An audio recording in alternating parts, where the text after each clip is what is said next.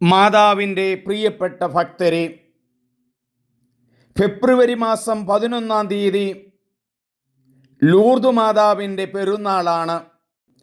ആരോഗ്യമാതാവ്, സൗഖ്യം നൽകുന്നവൾ എന്നിങ്ങനെ പല പേരുകളിൽ ലൂർദ് മാതാവ് അറിയപ്പെടുന്നുണ്ട്. ലൂർദ് മാതാവിനെക്കുറിച്ച് ഓർക്കുമ്പോൾ എൻ്റെ മനസ്സിലേക്ക് കത്തിക്കയറി വരുന്നത് മറിയത്തിൻ്റെ സ്തോത്രഗീതമാണ്. മാതാവിൻ്റെ ജീവിതം ഈ സ്തോത്രഗീതത്തിൽ മുഴുവനും നമുക്ക് ചുരുക്കുവാൻ കഴിയും.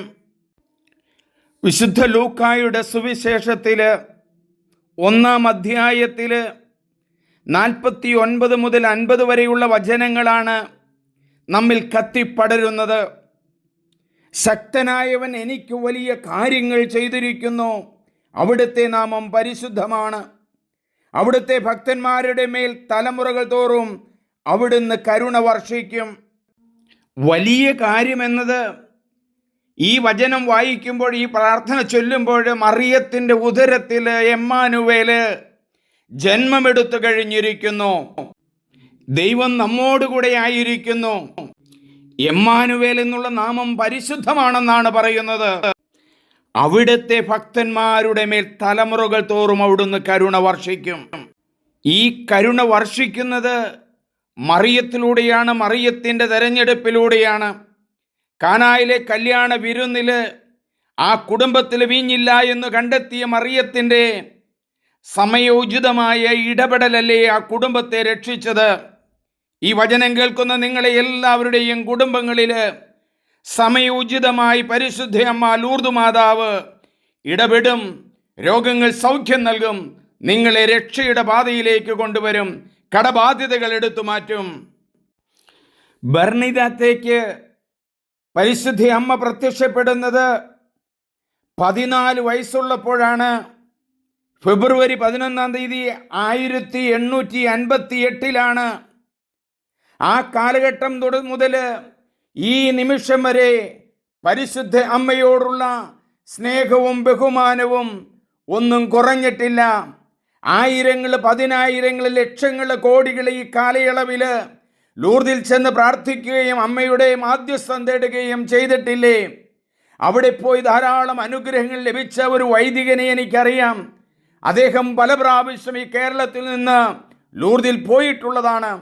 ആ അമ്മയുടെ അരികിലേക്കാണ് ഫെബ്രുവരി മാസം 11 പ്രത്യേകമായി ഓർത്തുകൊണ്ട് ആ അമ്മയുടെ അരികിലേക്ക് നമ്മൾ കടന്നു ചെല്ലുന്നത്.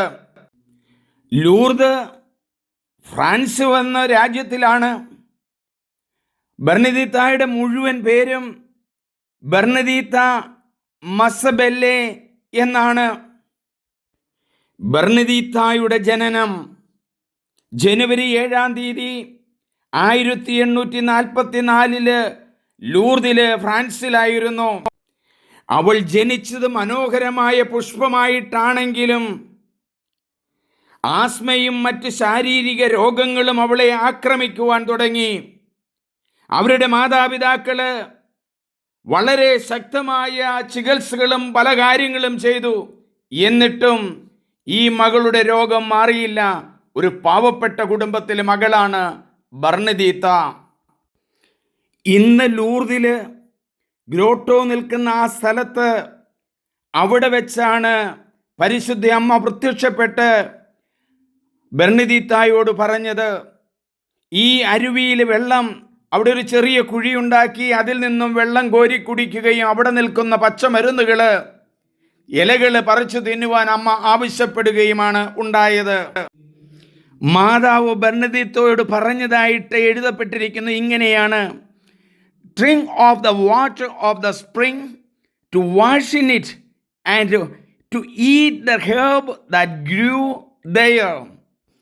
അവിടെയുള്ള ആ ചെറു അരുവിയിൽ നിന്ന് വെള്ളം കുടിക്കുകയും നിന്റെ ശരീരം കഴുകുകയും അവിടെയുള്ള ഹെർബ്, പച്ചമരുന്നുകൾ നീ ഭക്ഷിക്കുകയും ചെയ്യുകയെന്നാണ് മാതാവ് പറഞ്ഞത്.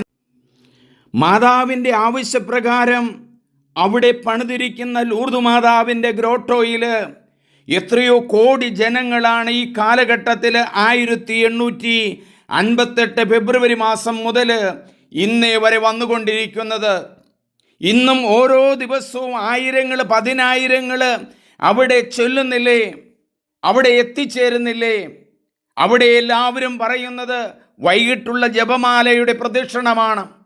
ആയിരക്കണക്കിന് മെഴുകുതിരികൾ കത്തിജ്വലിച്ച് നിന്നുകൊണ്ട് മനുഷ്യന്റെ പ്രാർത്ഥനകളുടെ ആയിരം നാവുകൾ ഉയരുന്ന ആ ശബ്ദത്തിൽ പരിശുദ്ധ അമ്മയുടെ അനുഭവം ലഭിച്ച നൂറുകണക്കിന് ആളുകൾ, ആയിരക്കണക്കിന് മക്കള് സൗഖ്യം കിട്ടി, സമാധാനം കിട്ടി, ശാന്തി ലഭിച്ച് ഇന്ന് വരുന്നു. ഇന്ന് പരിശുദ്ധ അമ്മയുടെ അരികിലേക്ക് കടന്നു ചെല്ലുന്ന ഓരോ മക്കൾക്കും ലഭിക്കുന്ന ഇതല്ലേ അമ്മയുടെ അനുഭവം ഏറ്റുവാങ്ങുവാൻ നമ്മൾ ഓരോരുത്തരും വിളിക്കപ്പെട്ടിരിക്കുന്നത്. വെള്ള ഉടുപ്പും നീലക്കെട്ടും പുറമെ നീല നിറത്തിലുള്ള ആ കാപ്പയും ധരിച്ചല്ലേ അമ്മ കടന്നു വരുന്നത്. പതിനായിരക്കണക്കിന്, ലക്ഷക്കണക്കിന് ലൂർദ് മാതാവിൻ്റെ ആ രൂപം ഇന്നില്ലേ? മിക്കവാറും കേരളത്തിലുള്ള എല്ലാ സ്ഥലങ്ങളിലും വയ്ക്കപ്പെടുന്ന രൂപം അതാണ്. അനുതാപത്തിൻ്റെയും പ്രാർത്ഥനയുടെയും സന്ദേശമാണ് മാതാവ് നൽകിയത്.